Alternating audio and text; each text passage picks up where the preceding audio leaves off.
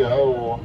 Good morning, ladies and gentlemen. My name is Robbie, your captain and storyteller among the flora. Now, before we embark on our journey, just a friendly reminder, please remain seated, all hands on, feet, legs inside that boat, and parents supervise your little ones so your stories do not take any unexpected turns. No. Okay. Sit. You're probably wondering how we can get to Storybook Land. Well, it may be hard to swallow. We're going right to the Jaws of Mom show, the very same whale that swallowed Pinocchio and Geppetto. But do not be alarmed, friends. I know it does look terrifying. He's just helping us transport to a little magical place that we like to call Storybook Land. Now, is this anyone's first time here in Storybook Land? Any first timers? Yes. Well, welcome to Storybook Land, friends. We've just arrived. For those of my friends who have returned, or even my friends who are new, there's many different ways to begin your fairy tale, but one of my personal favorites is Once Upon a Time. So, once upon a time, there was a big bad wolf who lived in the cave to my left-hand side. Across the way are the three little pigs who live in their individual houses. One made of straw, one made of sticks, and one made of 100% guaranteed wolf-proof bricks.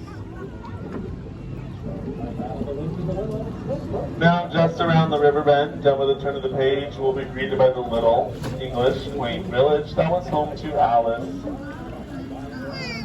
Where one golden afternoon, Alice followed the white rabbit down the rabbit hole, all the way to Wonderland, where things only got curiouser and curiouser.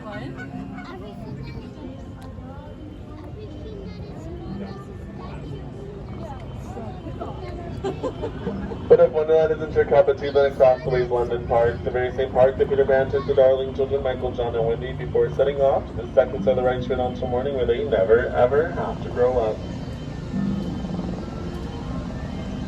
One jump ahead to the city of mystery and enchantment, city of Agrabah. Where one day a street named Aladdin bumped into Princess Jasmine for the very first time in the marketplace. With the power of love and help from the genie, they were happily married and live in the Sultan's palace to this day.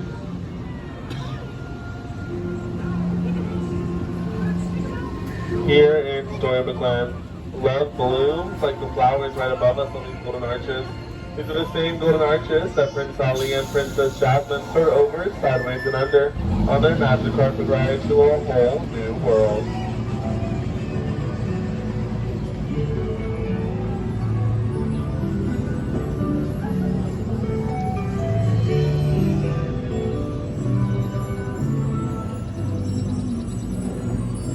While many places are filled with love and light, there's also some dark and mysterious places, just like the Cave of Wonders that we're now currently entering. Legend has the Cave of Wonders is home to an all-powerful genie.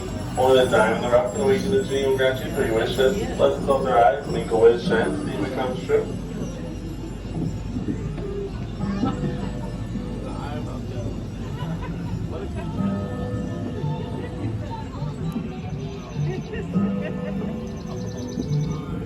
Wishes are a huge part of our stories here in Storybook Land, just like when Snow White wished to find her one true love. So she fled the hand of the Devil Queen and found herself in a cottage to her right-hand side, which is home to the 7 doors. And they housed her for her hospitality to her true love finally came.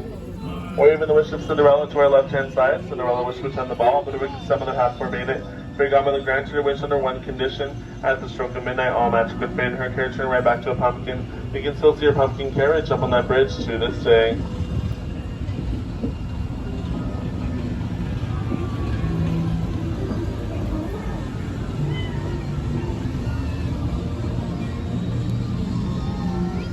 Wishes are a huge part of our stories here in Storybook Land. But with wishes come dreams, just like the ones you are bound to have when you sleep on beds of flowers. Just like the ones located to my left-hand side, inspired by the 1933 Sleep 70 Lullaby Land. Ladies and gentlemen, that piece is called Giant Patchwork Quilt. Now, all of these trees and flowers are real and do seem in nature year-round, thanks up to Tinkerbell. She comes by, sprinkles her pixie dust, and just like the Lost Boys in Neverland, they never, ever have to grow up. She does skip over the ducks, though, so if you saw to see some gigantic birds on our canal, do not be alarmed, they're not terrorizing our town. They just missed the annual sprinkle this past year.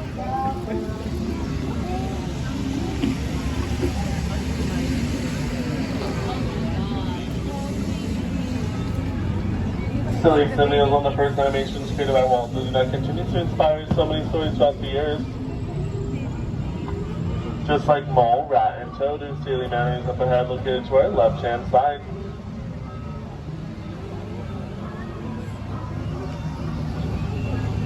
But I'm sorry, friends, Mr. Toad's not home right now. He's off on a wild ride to, well, nowhere in particular.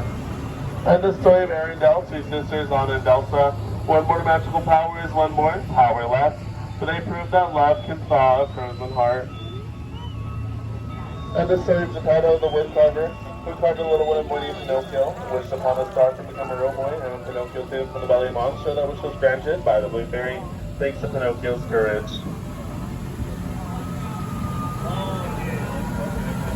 Our final story is up ahead, friends, which takes place part of our world, but also under the sea. It's the story of the Little Mermaid, where one day Princess Ariel saved Princess from a shipwreck, brought her back to home to his palace, and it was love at first song.